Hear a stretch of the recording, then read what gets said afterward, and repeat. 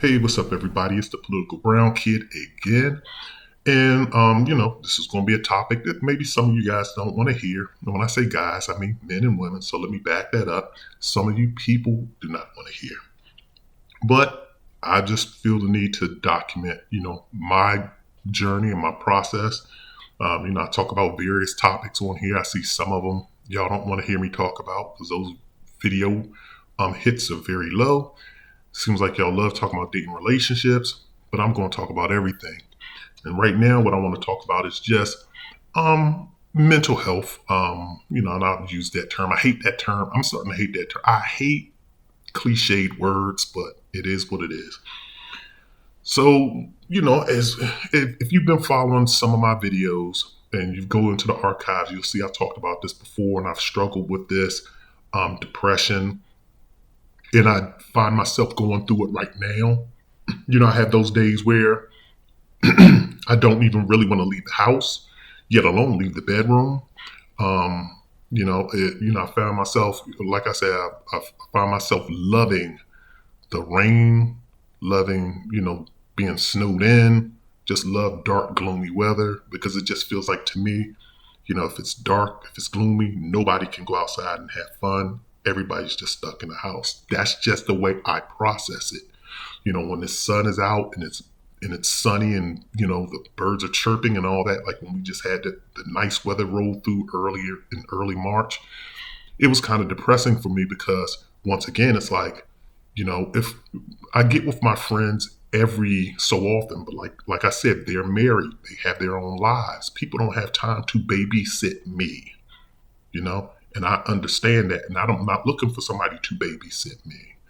But, when you have those days when you don't have anyone to hang out with and it's sunny outside and it's nice, the only thing I can think of is I really can't enjoy the weather. I mean, I can go outside and walk around, but what's walking around by yourself, you know? And I do it. I go out. I try to on those days when I can find myself to get up, get out the bed, get showered, and get fresh and go out the house.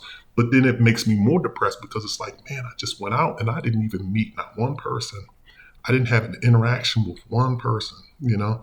And so what I'm trying to say is this, and like right now, once again, I'm kind of going through, I've noticed that some of my, and it'll just hit me like some days I'm perfectly fine. And then other days it's like I'm praying for God to off me. I'm literally going to bed hoping that I, don't wake up. And the unfortunate part about that is, and these are true stories.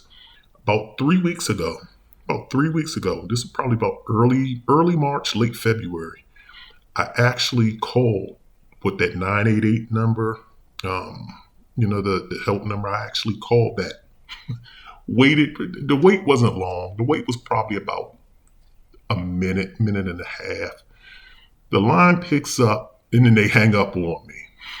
And so this is how the universe treats me. This is how God treats me. Me and God, we have a love-hate relationship. I can't even say I love him, but I think whoever the universe or God or the creator or whatever it is, they definitely hate me. And I'm just kind of confused. I'm like, what the heck did I do? It must have been in a past life that I just totally screwed up. I must have been Jeffrey Dahmer in a past life, possibly Hitler. I don't know. But I obviously have ticked off the universe to the point that they just don't like me. So I called 988. Someone picked up the phone and then they hung up. And I didn't even feel the need to call back.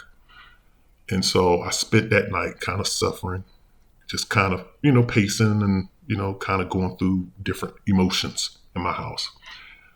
I used to see a psychologist early on. I gave up on seeing psychologists. And here's why. The psychologist that I had was leaning heavily on God. You could tell they were a Christian.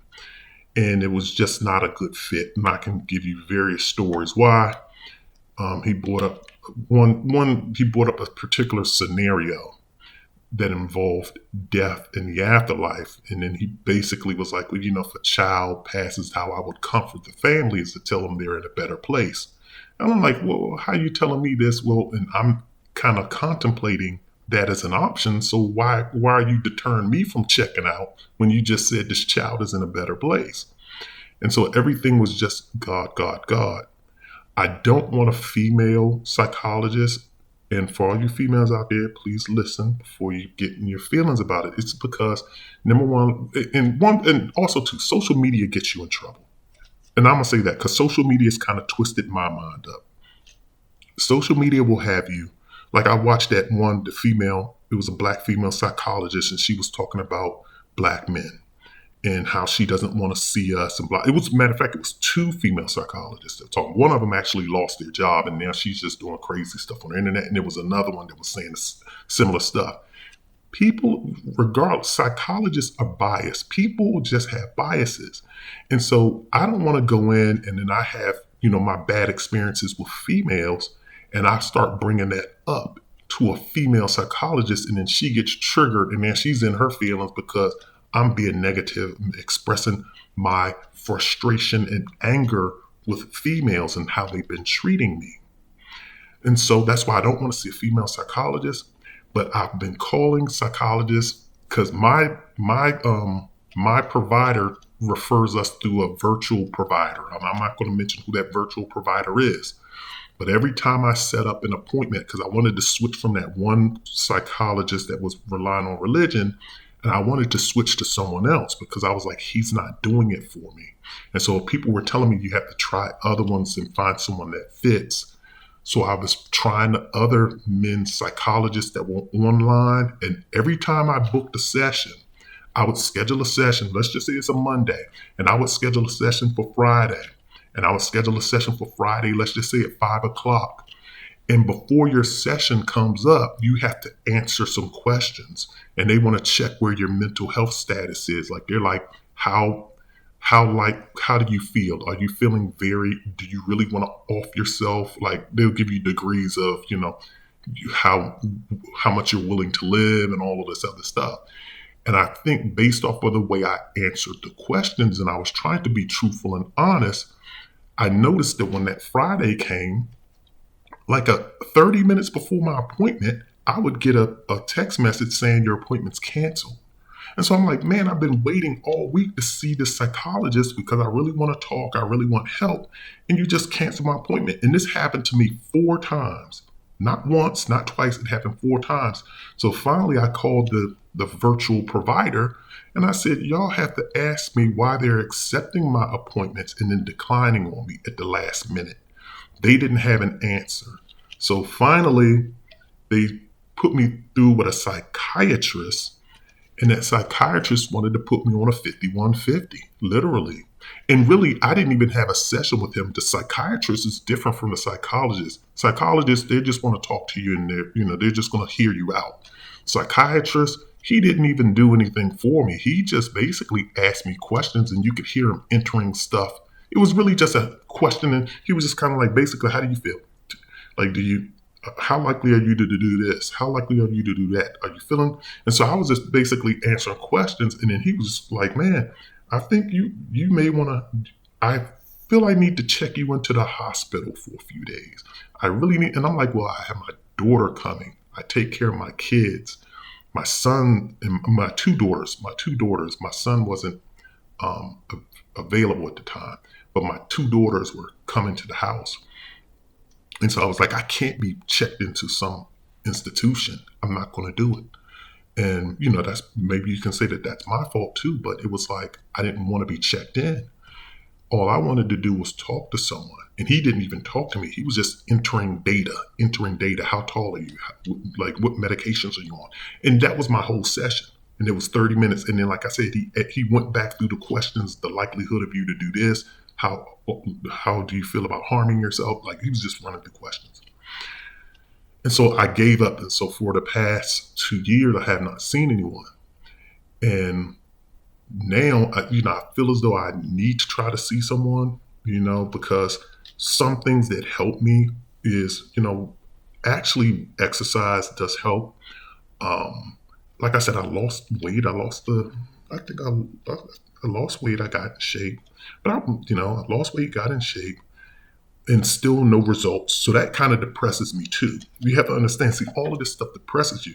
When you work on yourself and you still don't see results from other people, particularly women, it's frustrating and it's hurtful. That, people aren't willing to take a chance on you. And when, they're not even recognizing you in society.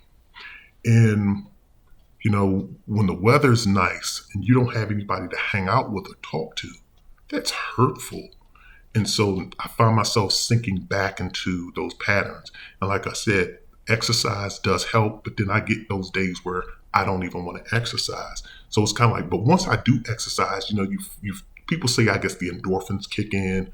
But I do feel better about myself. A shower helps, getting something, I guess, about the water and just cleansing yourself, that helps. But there are a lot of days, man, when I just don't want to do anything. I just want to lay down and I'm just in the bed and I'm just looking for an end to it. And, once again, like I said, I'm trying to work through it and I don't want anybody to feel sorry for me. This is not what this video is about, because to be honest with you, like I tell people, I don't care. I don't care. My soul has left my body a long time ago. A lot of times I can't even feel, I can't I'll literally sit down and I'll say to myself and I'll say it out loud. I said, I can't feel my soul because I can't feel anything inside. So I don't want anybody to feel sorry for me. I'm just making this video to bring awareness to what people struggle and go through. And definitely the frustrations with like the mental health system that I'm experiencing. It's like I'm glad because I just thought about this too. The frustration with the mental health system is, like I said, my provider pushes you through the virtual system. That wasn't working. So I tried going to the provider's page. You log into your provider's site to look up the people on their site to say, hey, I want to talk with one of these people. These psychologists, it's not like going to a doctor's office. When you call a primary care physician, you get a receptionist. At least with I don't know how y'all's primary care physicians work, but when you want to speak to your doctor to get a checkup, to come in for an emergency, whether it be you hurt your fingernail or I don't know what it is, but when you want to see your doctor, you call your doctor's office, a receptionist picks up the phone, you schedule an appointment, and it's done. That's how my doctor works. Maybe some of y'all have flyer, fancier doctors where you can do everything online, but mine works that way. These psychologists, they don't have anything. You call a telephone number and it's their cell phone. And more than less likely, they're seeing a client, so they don't answer the phone. They don't even, I called literally, this was about 3 days ago.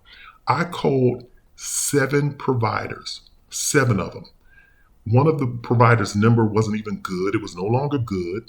And then the other 6, they just bounced the voicemail. They all bounced the voicemail. And it's like when you're a person going through mental anguish, you want to talk to somebody, even if it's just a receptionist that says, I'll take your number. I'll book your appointment. He has an opening on this date at this time. You're penciled in. That's all you want. These people don't have that. Not psychologists, not the ones I've dealt with. And so the reason why I'm bringing that up is because of this. A friend of mine, a female friend, she referred me to her psychologist. This was about 2 years ago. She referred me to her psychologist and she was like, he's very good. He's outstanding. She just really recommended this guy. Gave me the number. I called him, left the voicemail. He never called me back. It's been 2 years. I haven't heard from this guy. It's been 2 years. 2. And so that's been my frustration with the system. It's like when you're trying to get help, you can't get it. And I'm rambling at this point, so I'm going to end this video here. But I just want to say this, and I made a video on depression before, and I'm making one again now. If there are people in your life, you just want to check up on them because people will tell you that they're okay and they're not okay. I can't speak for women, but I can definitely speak for guys. Guys will always pretend that they're okay because it's in our nature, because no one's going to feel sorry for a man. Men know that if we start whining about life, people don't want to hear it from a man. There are negative connotations that come with you expressing any type of vulnerability in your life. And so when people tell you that they're okay, if you know that they're going through something, whether it be relationship breakup, whether it be, some type of big event, or if you can just feel that they're off, that their spirit is off, try to do something for that individual. Just check in with them from time to time, and try to do your part and bring awareness to if you have a friend circle, if y'all have mutual friends, make sure that you communicate with that other mutual friend and say, hey, look, man, we need to check in on Tommy, or we need to check in on so and so, because I think they're going through something. And like I said, I'm fortunate enough that my friends, they recognize that I was going through something, and they check in with me. But like I said, we get together once in every month, every other month. It's once in a blue moon, and I don't require them to do that because I appreciate them doing it for me. But you know, um, I definitely want to get help outside of that, and you try to get better. You try to work on yourself, but sometimes just certain things that you go through in life are hard, and they need more of an expert opinion or expert assistance on that. So once again, this is the Political Brown Kid. If you definitely know somebody going through something, help them out. And if anybody's going through anything, definitely reach out to your friends and let them know that you're going through something, and that you just, whether you say, man, hey, look, man, pray for me, I'm going through something, or hey, man, just keep me in your thoughts, man, I'm going through something. But definitely reach out to your friends, because you're going to realize that your friends probably care a lot more about you than what you think. Or even sometimes that person that you think don't really care about you cares about you a lot. Because I had somebody actually, and I'll end it on this, I actually had somebody that I didn't even think really cared about me. This person really isn't even a friend. They're not even a friend of mine. But this person is going through, and it's a female. It's a black female. Of course, that's who I hang out with. Black people. Nothing against white people, but that's just been my circle. But this female, me and her are not even really close. But we became close because she literally said, I need to get your number. And she pings me every once in a while. Man, I'm just making sure you good. I was thinking about you the other day. And she's married. She's married, has her own family. But she'll call me and she'll talk to me. And she'll just listen. And so sometimes it's the people that you don't think that care about you that are thinking about you, and they want to help you because they've been through it and they can empathize with you. So I'm going to end it on that note. Once again, this is the Political Brown Kid. Leave comments in the comment section. Definitely like and subscribe. I'm out of here.